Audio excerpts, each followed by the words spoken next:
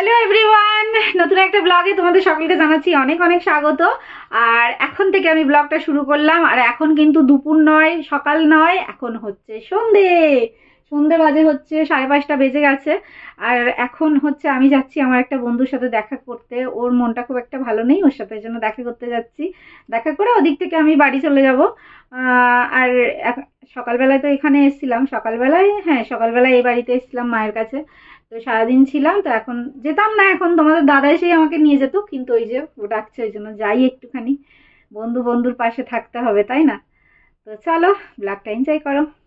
তো ফ্রেন্ডস, আজকে মা না শুটকি মাছ রান্না করেছিল সবজি দিয়ে। তো এই যে দেখো, তো আমার বন্ধুটা খেতে খুব ভালোবাসে, তো ওর জন্য আমি একটুখানি নিয়ে যাচ্ছি। অল্প করেই দিও, হ্যাঁ মা। তো ওর জন্য নিয়ে যাচ্ছি একটুখানি। আর আমি আজকে ও বাড়িতেও আজকে আমি শুটকি মাছই রান্না করেছিলাম। তো শুটকি মাছ শীতকালে, এই তো শীত শেষ হয়ে গেলে আর খাওয়া যাবে না এই কদিনই।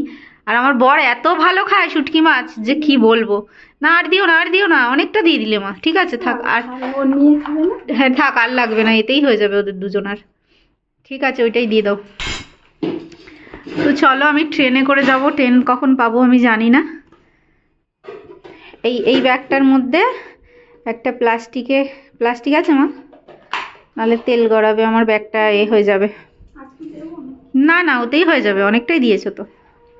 ওরা তো দুজন খাবে। একটু বেশি করে না, ওদের দুজনের হয়ে যাবে। ও সান্তনা রুটি নিয়ে যাবে, হ্যাঁ রুটি দিয়ে খেয়ে নেবে ও, ঠিক আছে। এখন আমি ট্রেন কখন পাবো এটাই হচ্ছে কথা। তাও তাড়াতাড়ি দৌড়ে যাই, দেখি রামরাজাতলা থেকে উঠবো ট্রেনে।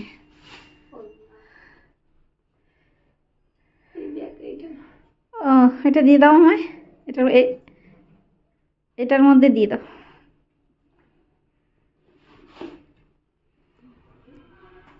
তো চলো, টাটা, এলাম।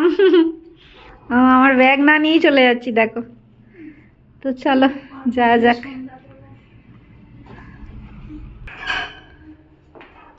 অন্ধকার হয়ে গেছে, হ্যাঁ লাইট জ্বালিয়ে দিয়েছে, দেখো পুরো সন্ধে হয়ে গেছে, অন্ধকার হয়ে গেছে। আর ওই বাড়ি ঠাড়িগুলো দেখো, তোমাদের সাথে শেয়ার করতাম না, সব ওগুলো রিপেয়ার হচ্ছে। চলো টাটা। হ্যাঁ, মায়ের মনটা খারাপ হয়ে যায়, আমার মনটাও খারাপ হয়ে যায়, জানি না কেন এরকম হচ্ছে। আসছি, দেখো কি সুন্দর লাগছে না পুরো আলোতে, ওপরে গাছগুলো। ও বাবা, ওই দেখো একটা পাখি ডাকছে, উড়ে চলে গেল। চলো ট্রেনটা পাবো কি তাড়াতাড়ি করে দেখি। তো বন্ধুরা, এসে গেছি স্টেশনে। আর স্টেশনে ভিড় দেখো, বাপরে বাপ, অনেকক্ষণ ধরে বোধহয় ট্রেন আসেনি, সেই জন্য মানুষের ভিড়। এত ভিড়ে মানুষ মানে গুতোগুতি করছে। আর তার মধ্যে একটা মেল ট্রেন দেখো ঢুকেছিল। তো এই ট্রেনটা চলে যাওয়ার পরে ট্রেন আসবে, তারপরে ট্রেন ধরে হচ্ছে আমি যাব। তো চলো দেখা যাক কখন ট্রেন আসে। আর ট্রেন তো এসছিল, কিন্তু ভিড় বাপরে বাপ। আমি ট্রেনে ওঠার পরে মনে হচ্ছে যেন আমি নামবো কি করে। তো ফাইনালি অনেক কষ্ট করে ঠেলে নেমে পড়েছি। আর নেমে এখান থেকে একটুখানি হেঁটে তো যাচ্ছি বন্ধুর কাছে এখন। তো চলো যাওয়া যাক, দেখি ও কী করছে। অ্যাকচুয়ালি এই জিম সেন্টারে ও রিসেপশনিস্ট এর কাজ করে, তো এখানেই ও আছে।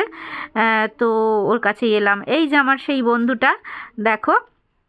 আর এটা হচ্ছে জিম। তো এখানে হচ্ছে সবাই জিম করে, নিজেদের শরীরচর্চা করে, বডি বানায়। তো এখানে এসে বেশ ভালো লাগছিল। সবাই সন্ধেবেলায় সবাই আর কি এখানে ওয়েট লিফটিং করছে, জিম করছে। তো আমিও বসে বসে একটুখানি দেখছিলাম। তো দেখে বেশ ভালো লাগছে। আর সুস্থ একটা শরীরের জন্য এখন এই সমস্ত এক্সারসাইজ করা দরকার, তাই না বলো? এক্সারসাইজ করলে শরীরে রোগ টোগ কম আসে আর শরীর ভালো থাকে। কিন্তু আমার এগুলো দেখলে মানে একটা সময় করতাম, কিন্তু এখন মানে আর করে ওঠা হয় না। ওজন তো বেড়েই যাচ্ছে, ঠিক আর হচ্ছে না। আর রোজই ভাবি জানো তো, করব একটু এক্সারসাইজ করব, একটু যোগা করব, শরীর ফিট রাখার জন্য এটা জরুরি। কিন্তু ওই করব অবধি সার, পরে করে আর ওঠা হয় না। তো ফাইনালি দেখো এখানে কিভাবে 1-1.5 ঘন্টা কেটে গেল বুঝতে পারলাম না। তো এবার বেরোবো, বেরিয়ে ওর বাড়ির দিকে চলে যাবে, আমি আমার বাড়ির দিকে যাব। তো চলো, আর আজকে হচ্ছে অনেক দিন ফুচকা খাওয়া হয় না, তো ভাবলাম যে আজকে একটুখানি ফুচকা খাবো। তো ওকে বলছিলাম আসার সময় যে কী নিয়ে যাব বল, তো বললো যে না কিছু আনতে হবে না, আমি চপ এনে রেখেছি। আমি ওকে জিজ্ঞেস করছিলাম যে আমি চপ নিয়ে যাব, তো বললো যে না না কিছু আনতে হবে না, আমি চপ এনে রেখেছি এখানে, ভিডিওই চলে আয়। আমি বললাম ঠিক আছে, তাহলে আমরা বাইরে বেরিয়ে খাবো। তো এসে দেখছি ও কত রকমের চপ এনেছে, আলুর চপ, লঙ্কার চপ, পেঁয়াজি, ডাল বড়া, নানান রকম জিনিস ও এনে রেখেছিল, বাদাম ভাজা, এটা ওটা কত কি খেলাম। খেয়ে দিয়ে তারপরে এখন এই যে আমরা বেরিয়ে পড়লাম। ঠিক আছে, এখন বেরিয়ে এবার যাব, ওই যে বললাম ওর বাড়ি চলে যাবে, আমি আমার বাড়ি চলে যাব। তো অল্প একটু সময় আজকে খুব ভালো কাটলো, খুব মজায় কাটলো, খুব আনন্দে কাটলো, ভালো লাগলো। আসলে সত্যিকারের মানে এই যে বন্ধুদের সাথে দেখা হলে বেশ ভালোই লাগে। আর বন্ধু মানে হচ্ছে অনেক কাছের জিনিস, যে বিপদে আপদে সব কিছুতে পাশে থাকে তাকেই তো বন্ধু বলে, তাই না? কিন্তু আজকাল সেরকম বন্ধু পাওয়াও অনেক মুশকিলের ব্যাপার, কিন্তু আমরা অনেকটাই ভালো বন্ধু। তো চলো, ফুচকার জন্য মনের মধ্যে পুরো একদম লাড্ডু ফুটছে ফুচকা খাবো বলে।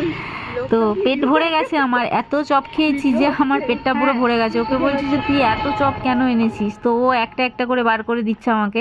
সব বার করলে একসাথে জিমের সামনে তো কেমন লাগে না, জিমের মধ্যে সবাই আছে, তো একটা একটা করে খেলাম।